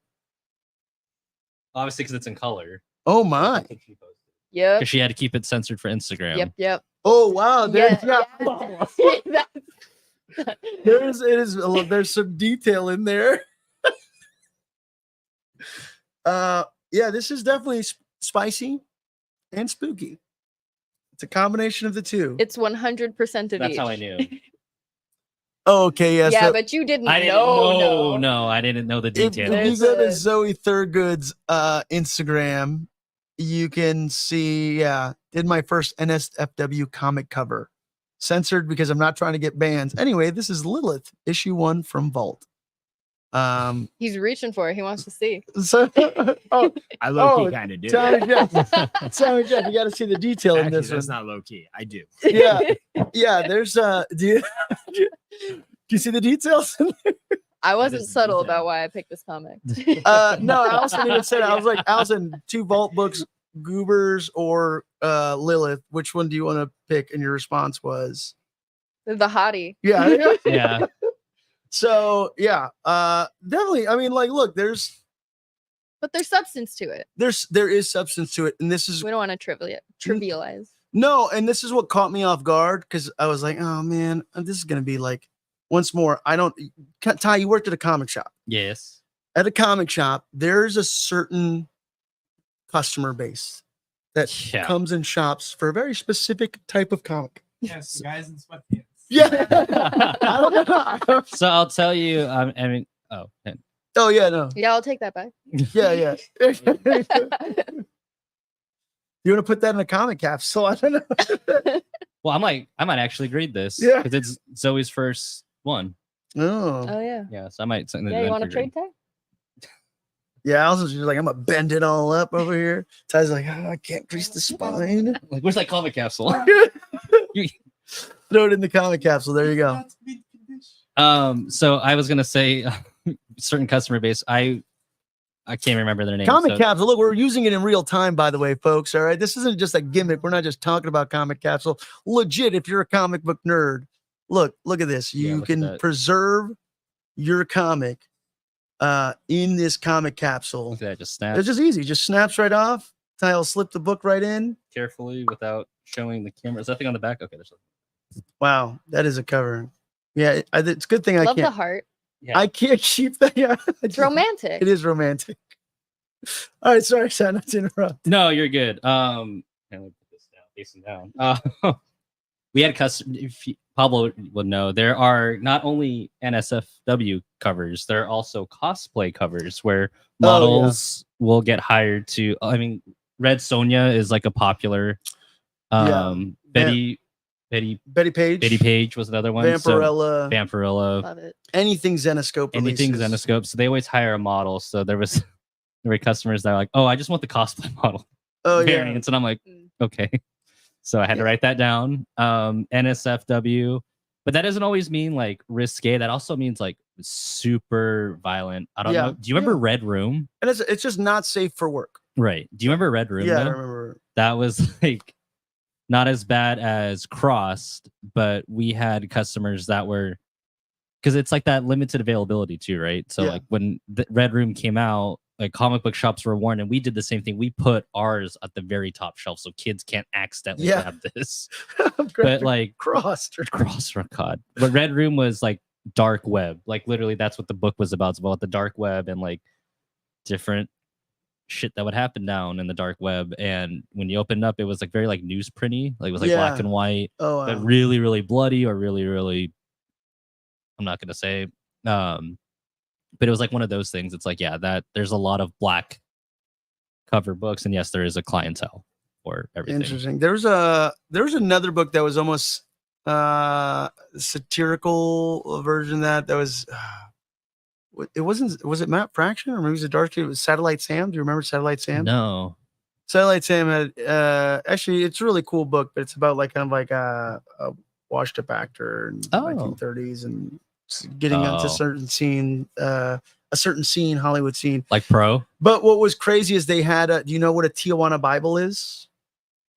Anybody ever heard of that? Educate me. Yeah. Tell us, Pablo. Let's nerd explain. A Tijuana Bible is a adult comic book that is usually it's like a small handheld, very adult book that represents kind of like a famous celebrity or cartoon character that is just adult subject matter in a small little strip, maybe the size of a postcard, but it's a comic book. Mm. But you know, something, one particular act takes place pretty much in any Tijuana Bible. I don't know where the terminology came from. I should- Tijuana. Yeah, no, well, never mind. But Satellite Sam had a promotional Tijuana Bible that came out with it at some point. That was like a rare one to find, but pretty interesting stuff. Anyways, let's talk about the book that we came here to talk about, Lilith. First impressions. Start with Allison, our guest here. Who chose the book? Who chose the book? Yeah. Well, first impression, spooky, sexy, speaks to me on that level. Love anything that's like succubus related. Yeah. You can immediately tell that it's bloody. She's out here murdering. And it's also very monochromatic, which is cool. That's Yeah. something that you don't see very often. Like the only tone that they use is red in different like opacities and saturations. So that's always really cool and adds that kind of noir feel to it. So I really appreciate that about the style. Yeah, I did love that actually about it. Shout out to the colorist here whose name we can't pronounce. But yes, it's just different shades of red, which I really dug. Ty, how do you feel about Lilith first impressions, your first round of reading it? Yeah, no, I loved it. You know, I'm a big fan of people getting what's coming to them, and I like how it starts off with like I kill mainly the bad ones. Yeah. And then it's like, but you know, I get hungry, you know, just very like I love it. It's very demon-esque, and it's like, you know, it's very rare to find a book where the protagonist is like associated with like a demonic trait, right? I mean, Yeah. it's not uncommon, but like I feel like we don't get a lot of it. Well, the missionary didn't. Right, missionary, yeah. This week's a good week for demonic demonic. books. my aesthetic. Yeah. Spooky season. Yeah, it is. That's spooky true. season. It's true. It is spooky season. Yeah, I when we picked the book, I was once more like, I don't know if I'm going to be into this, and I was pleasantly surprised because it kind of does go through the little trope of introducing you to Lilith, which I don't know. It gave me a Jennifer Body vibes, which Jennifer's like, Body, yeah, one of dude. my Totally. all-time Oh, favorite yeah. movies, right? Which I could totally see Megan Fox playing this character or whatever. If you guys ever adapted, I don't know. That should be a question at the end. Who would you pick? Who would that should yeah? That's I mean I'll tell you Yeah, right now, that's fine. probably That's Megan Fox. Yeah, it's definitely kind of like gave me the Jennifer's Body vibes because it was funny. It was like she was kind of the Like way yeah, that they talk, the pacing. the narrating. Yeah, and you know what I liked about this book as well. Sammy the Monster, shout out to Sammy the Monster, who just dropped a video not too long ago to a lot of independent comic creators out there, and I couldn't agree with her more because I read a lot of independent books sometimes that this one little detail turns me off, and it's the lettering. And it's like invest into a good letterer because they add nuance, they add, you know, in certain words they can kind of accentuate, highlight, add feeling, tone to your book. And I really dug that about this book. I'm like, okay, cool. Like I like the lettering in this, which kind of gave it that really nice detail, and you can kind of see like where certain characters are being sarcastic or rude or Right. whatever it may be. But yeah, this book was a really cool surprise for me. I feel like my biggest complaint is that I feel like it's very short. Yeah, like compared to some of the books, Yeah. like, hey, this book's really long this week, you know. And sometimes we get here late, and it's like I'm like sitting here on the couch, just like rushing to read. But you're like, you probably read this 3 times Yeah. over, and I was done, and I was like, oh, I want more. Yeah. That's it. Yeah, and Allison, she's a model. Is this? I mean, obviously these are like the cliches in the modeling world. I know Right. you've kind of been in there a little bit, obviously, but this isn't this. There's no freaking photographers like this anymore, right? Dude, and that's what that was my critique. It was like, oh my god, he's a genius, we need him. I'm like, dude, you can like get anyone off social media to be a photographer these days. Yeah. Like, I'm sorry, like unless you're like Peter Hurley and like you're trying to do something very specific, like Yeah. The book opens up with Lilith basically modeling and the photographer berating her. yeah, just a complete dick. Yeah, complete jerk. And the agent kind of like sides with the Yeah. photographer. Like, you need to apologize. It's very tropey, very cliche in that Yeah, way. yeah, Yeah. right. It With the is. characterization. It was, but and I don't want to say that in a negative way. It was very tropey and cliche in that way because yeah, you kind of like get that dynamic of like, oh, this freaking jerk photographer. But it sets you up to not feel bad when she absolutely wrecks him. Yeah, and that's the whole That's the the whole whole point of it, right? They create a very unlikable character Eh, off the bat. Right. Empathize with the hero and the protagonist. Exactly, because if not, then Lilith is just killing some Yeah. nice Instagram photographer who's very respectful. I'm only doing what you're comfortable with. I mean, how are you doing right now? You feeling okay? Can I get you some water? Can I get Want to take a break? Yeah, if it would have been that guy and she killed him, you'd have been like, Damn. Lilith's a real jerk. Yeah, so they very quickly set up a jerk photographer, and then her agent just basically being like, hey, we're gonna arrange a night shoot or something. Yeah, like the agent knows what's going on. Yeah, and you get Look how he's dressed. Yeah. He knows what's going on. no, yeah, what the hell? This guy with his stupid freaking 90s suit. haircut. Zoot suit. Is he wearing a zoot suit? No, he's not. No, practically. Oh, the agent's wearing a suit. Yeah, Yeah, there's like a typical cliche agent, which eventually I'm hoping also gets eaten. Oh yeah. But yeah, pretty insane. And this is like where the coloring comes in really well, just really good usage of black, white, and red, and then the different tones of the red. Once more, NSFW, so I can't really show this to you guys. Definitely something you should check out at your local shop.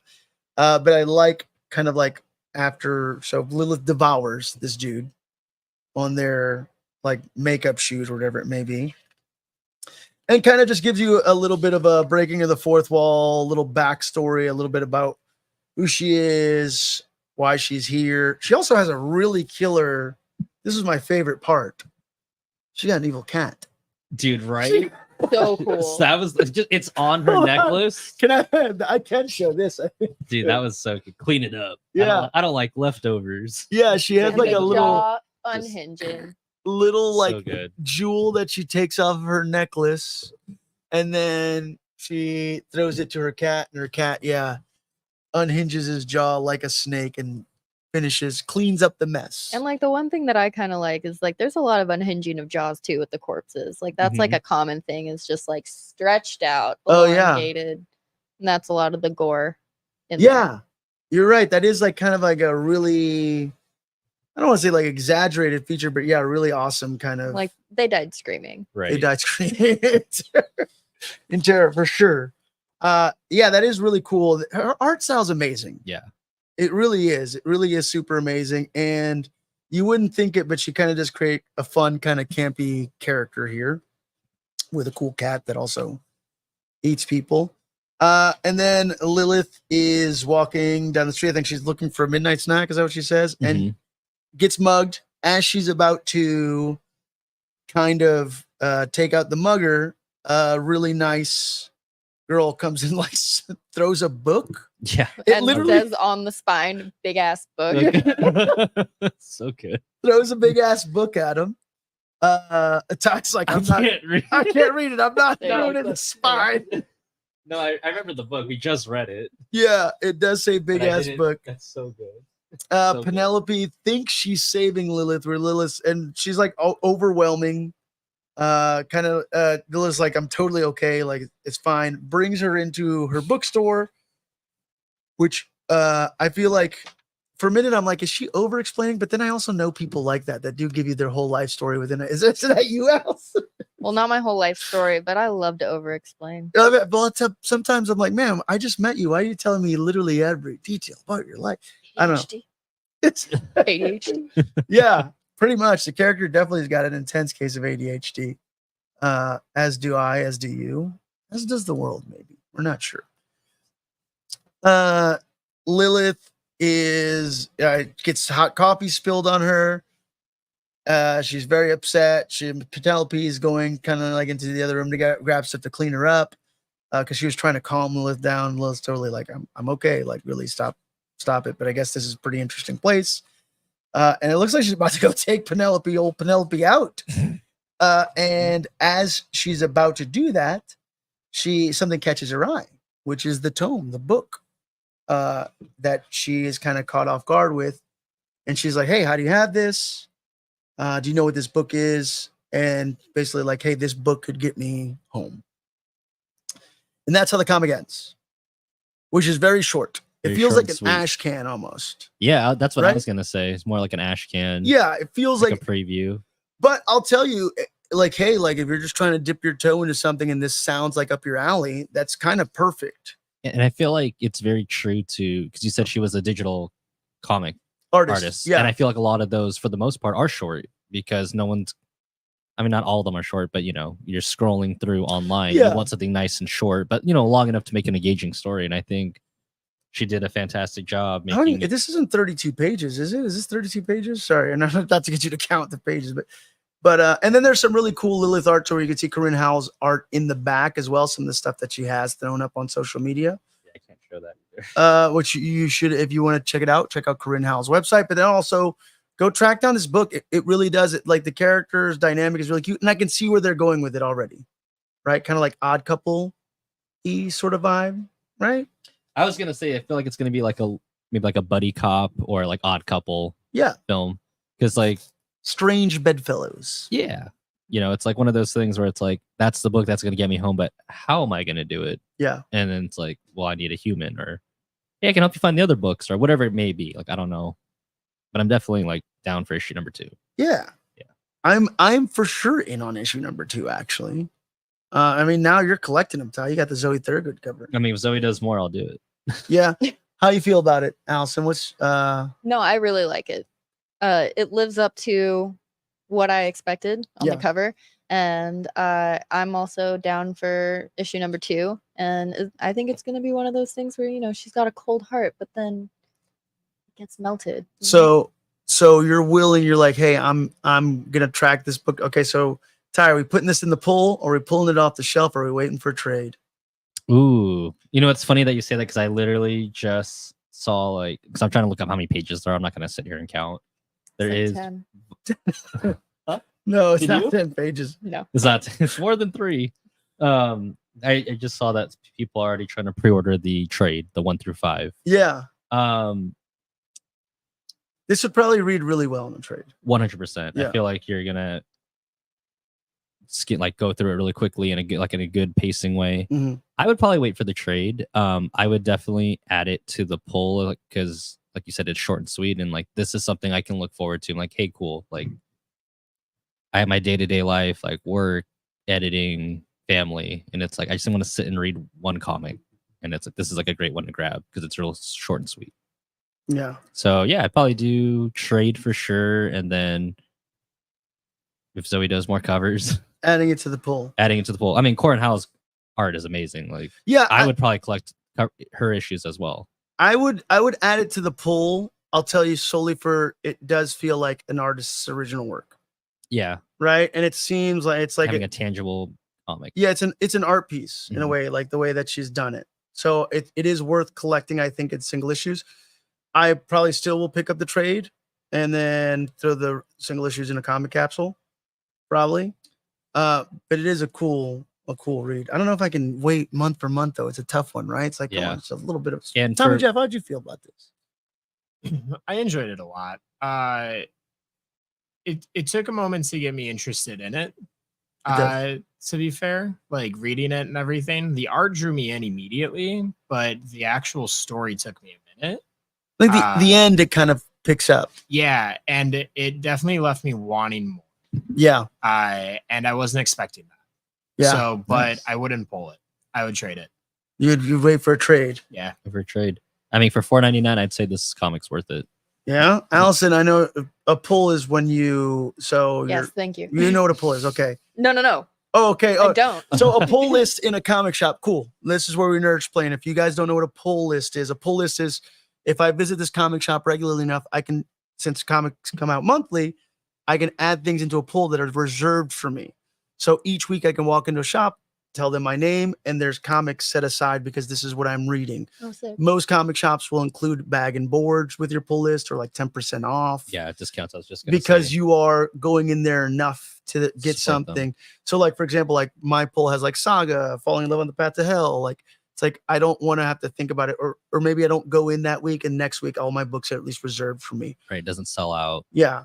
Doesn't sell out. It's a reserved list of the books that you're reading, and they're we'll hold these aside for you because you are a regular enough customer. Cool. Yeah. Which Every comic shop does. Yeah, I didn't even know that was a thing. And you can be Yes. specific with it too. So like I did like Something Killing the Children every cover. Hmm. The only thing they can't really do unless you're like really cool Like with them is the special. incentive covers. It's like first come first serve. Like we Yeah. would wait outside and like run into the store to get like the 1 of 50 or whatever. Yeah. But if there's like a cover A, cover B, you Yeah. can be like, I want all the covers.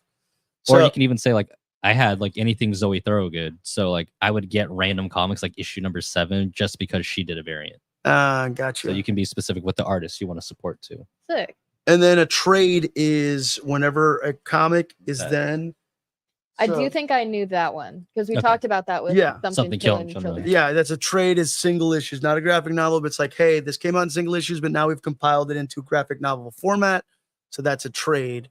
And then the other thing is you can risk it, be like, oh, I like this book enough, but I'm not going to put it in my pull. But if I see it on the shelf, I'm probably pulling it. I'm probably grabbing it from Right. off the shelf. I think like a really good example of like benefit of having a pull list was, do you remember the whole Walking Dead thing? Yes. Where it like they were like, surprise, issue 191 or 192. This is the last issue. And usually the last or first issues are worth a lot of money. So everyone was rushing to the stores. They cleared out the shelves. And my buddy was like, hey, you have it on your pull list. So I have one for you. I'm like, Yeah. oh, sick. Exactly. Like, why does everyone want it? And he goes, this is the last issue. I was like, what? what do you Yeah, mean? they just unannounced. They Sopranos did. Yeah, It's because like they the Sopranos ending of comics. because they were teasing us like, oh, issue number 200 is gonna be the last one. So everyone's like, yeah, add number 200 to my pull list. But because there was number 200, they prioritized people that had Walking Dead on their actual list. I like that they did that. Yeah, by that's the way. really cool. You guys recommending this to anybody? Oh, look, I have a little list of like questions here. Or would you tell a first time reader? And would you recommend it to somebody else? How would you sell this book? Are you recommending this to other people? I would recommend it, but it depends on the person. Yeah, Yeah, like my They mom's gotta not be, gonna read this. Like Mom, you're gonna love issue 1 of Lilith. my cousin, Yeah. yes. Yeah. My grandma, Pastor Joe, Also, check yes. this out. No, check out Distiller. Check out Missionary. This book is wild. Do you know about Lilith? Perfect stocking stuff. It's coming up. Wait, please don't hand this out on Halloween. No, I'm not handing it out to any of the kids. Cool. I think I like that pull trade or off the shelf. kind of Yeah, thing. that's Better a than bit- the rating system, right? Yeah, I like it better than rating system. Yeah, I don't know. Who might rate people? That's right. Everybody's I would- taste is different. Like But I Keith would says. recommend this. Yeah, I have people that would, again, that are into like gothic horror, blood, Lilith. Yeah. So yeah, absolutely, I'd recommend this. But again, to Allison's point, depends on the audience. I'd recommend it to Allison. Yeah, I'd be Yeah, like, 100%. Allison, have you You- read but- Lilith? it's Technically, it's, she it's recommend- me to a T. Yeah. Technically, she recommended it to us. Yeah, it's true. She did pick it out. So good pick, Allison. Good pick. you. This is Look great. at it. Look at you. And all of us are already interested in the second issue. So Yeah. I mean, that's enough to consider recommending it to somebody else, don't you think? Yeah, I'm adding it to the poll. Nice. Hello. Hold on. Wait a second. I got to call my local comic shop over here. You guys. Yeah, at 11 o'clock at night. Hey, I'm gonna leave a message. They all have answering machines. Oh shit, the antenna fell off. I can't make a phone call. Anyways, Yeah, that's what why. year is this? don't you worry about Forget the this. 16. I got an antenna. This is the past in All one right, so going space. back to my question, who would you cast if they were to make a live action Oh. TV show? Mm. Of Lilith. Mm. You already said yours, Pablo, right? I Let did. me I do some said. I said Googling. Megan Fox, but I mean, I'm sure there's also who's Dang it, who's I can't remember. Sydney Sweeney, right? God. Oh man, just no, cast Paul. Sydney Sweeney in everything, dude. No, Someone with longer hair. Someone with Do you think Kristen Ritter? that. Ooh, I could see Kirsten. Ritter. Maybe. Maybe. Maybe. Oh, I already know who I got my pick. All right, camera's on you. Oh God. Pressure. God, like now I'm just Deborah Ann Wool. Who? Deborah Ann Wall. Deborah Wall. Sorry, God. Yeah, Deborah Ann Wall. Yeah. She uh, was literally in Vampire Diaries. Was she remember? She was in True Blood. Oh, True Blood. I'm sorry. Yeah, yeah. Like, see, we don't know my facts. But she's really into like D&D. She's really into comics, and like I don't know if you saw that whole interview with John Berthnow where she Yeah, like we kind of talked about it last week No, we on the did. podcast, Ty. dude. My medication. Well, now It's I been a feel lot. bad. All right. No, it's not your. No, I'm sorry, but yeah, that's who I would cast. If you're trying to go, I mean, she's young to me. If you're trying to go slightly younger,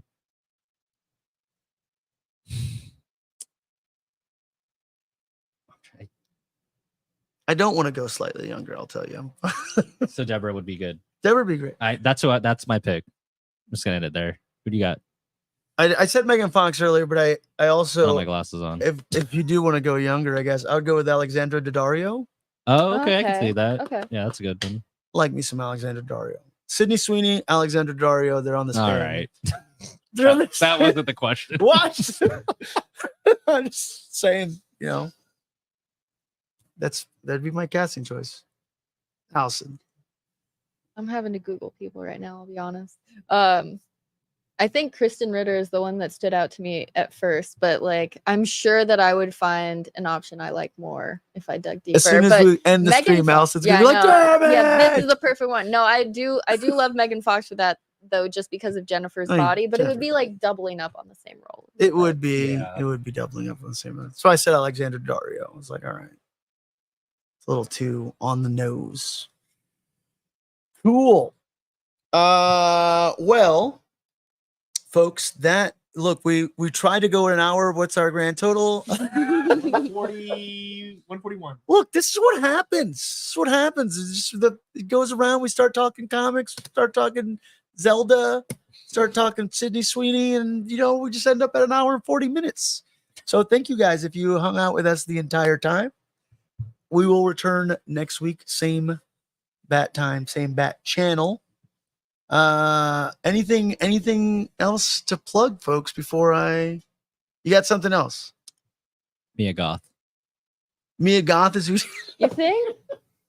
I mean, later she on, has- he's like Mia Goth, man. I feel like she could be Penelope Yes, I Don't like you that a think? or or somebody like that. Oh like that yeah, a Mia lot. Goth as Penelope would act. That's a great I like that. casting choice. Nice. You're welcome. Nice. Alexandra Daddario and Mia Goth is what I'm saying. He's set on her. Because I was trying to look up like the new movie that's A24. We didn't plug them this episode. Their new movie Heretic with Hugh Grant, Sophie Thatcher. All right, A24 is not sponsoring us yet. Not Ty. yet. They're sponsoring Ty specifically. Sponsor us, A24. Listen to me. Look at me. The eyes. We need your money. All right, cool. Well, where folks can we find you, Ty? Where can we find you? You can find me at Tai Photography on Instagram or taiphotography.com if you want to see my newly revamped website. It's just really a walking portfolio. I don't do like private events anymore. Yeah, no private events for Ty. Yeah, Sorry. Allison, where can we find you on social? You can find me at Atiegs Art.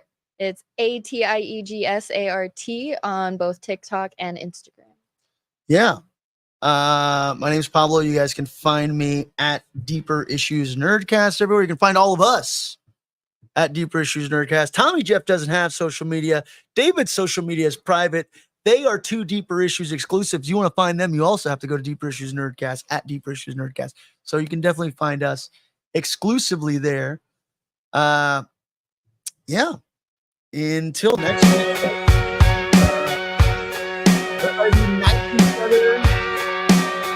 Breathe. And all of your